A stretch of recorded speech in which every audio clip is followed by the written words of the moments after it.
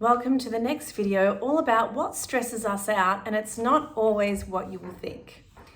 So this week I want you to focus on the power of self-belief, because what we believe is what matters. How we think and how we feel and what we believe is linked to our stress levels and our biochemistry. And to promote growth and repair biochemistry instead of fight or flight or freeze or that stress response, we want to align our goals and what we're wanting with what we believe.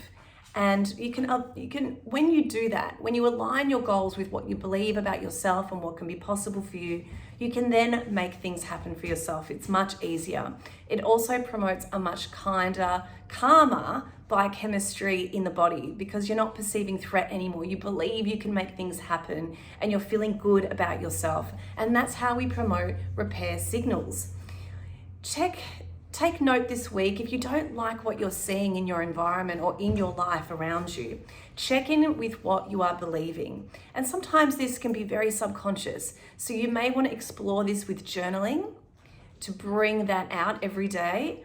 Or you might want to have try some kinesiology, which is a great modality that gets to the bottom of beliefs that you can tuck well away, that you don't want to look at.